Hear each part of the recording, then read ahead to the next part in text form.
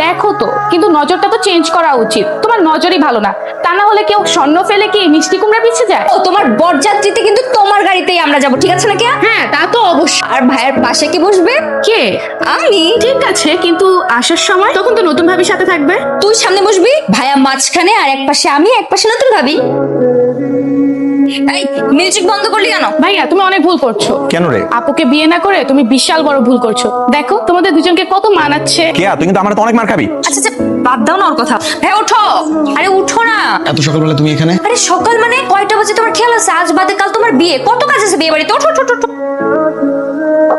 Hello, কই ছিলে তুমি? ঠিক কখন থেকে তোমাকে ফোন করছি। কি নিয়ে এত ব্যস্ত ছিলে শুনি? আমি ফ্রেশ হচ্ছিলাম, তুমি তো মাত্র দুবার কল দিয়েছো।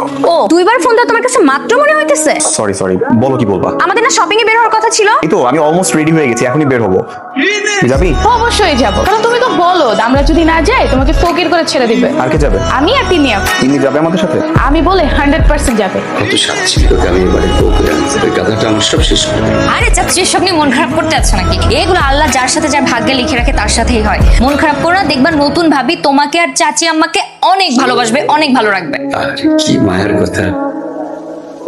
চলে আসছি। তোমাদের নিচে নামতে এত সময় লাগে? আসো তাড়াতাড়ি গাড়িতে ওঠো। হ্যাঁ চল। ওয়েট, কি ব্যাপার? আজকে তোমরা দুজন থেকে ড্রেস ম্যাচিং করে পড়েছো?